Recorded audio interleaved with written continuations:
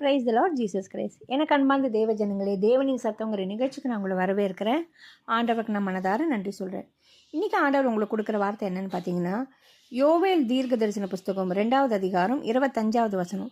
நான் உங்களிடத்தில் அனுப்பின என் பெரிய சேனையாகிய வெட்டு கிளிகளும் பச்சை கிளிகளும் முசுக்கட்டை பூச்சிகளும் பச்சை புழுக்களும் பட்சித்த வருஷங்களின் விளைவை உங்களுக்கு திரும்ப அளிப்பேன்.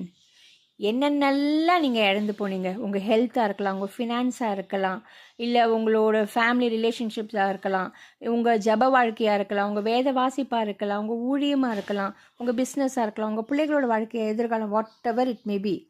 ஆண்டவர் அனுப்பின சில என்னெல்லாம் சொல்லியிருக்காரு, வெட்டு கிளிகள் பச்சை கிளிகளும் முசுக்கட்டை பூச்சிகளும் பச்சை புழுக்களும் அதெல்லாம் பட்சித்து போட்டதில்ல.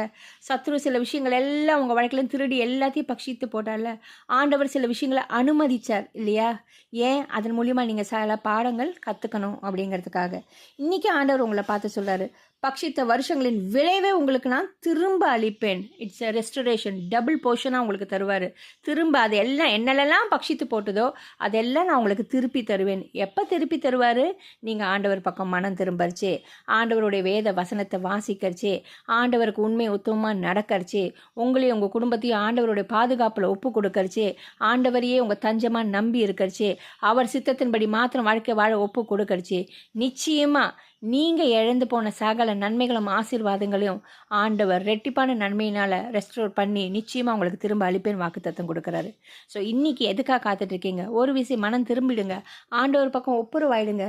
தெரிஞ்சோ தெரியாமலோ செய்த தவறுகளுக்காக நீங்கள் யாரையாவது ஏதாவது சொல்லியிருக்கலாம், இல்லை பேசியிருக்கலாம், இல்லை சில தேவையில்லாத காரியங்கள் செஞ்சுருக்கலாம், இல்லை சில விஷயங்களுக்கு துணை போயிருக்கலாம். அதெல்லாம் ஆண்டவர்கிட்ட அறிக்கையிட்டு மன்னிப்பு கேட்டு, ஆண்டவரே நான் உங்கள் பக்கம் திரும்புகிறேன்ப்பா, என் வாழ்க்கையில் நீங்கள் அனுமதித்த சில விஷயங்களுக்காக உமக்கு நன்றி சொல்கிறேன். நான் இழந்து போனதெல்லாம் உண்மைதான், ஆனால் இதன் மூலியமாக நான் சில பாடங்களை கற்றுக்கிட்டேன். இனி நான் இப்படிப்பட்ட காரியங்களை செய்யாதபடிக்கு தேவனே உம சமூகத்தில் நான் வந்து விழறேன். என்னையும் என் குடும்பத்தையும் நீர் பாதுகாத்து கொள்ளும். ஊழியத்தை உம கரத்தில் ஒப்பு கொடுக்கிறேன்.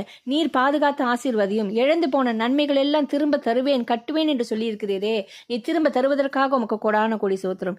இயேசுவின் நாமத்தினாலே ஜபிக்கிறோம் பிதாவே, ஆமீன் ஆமீன்.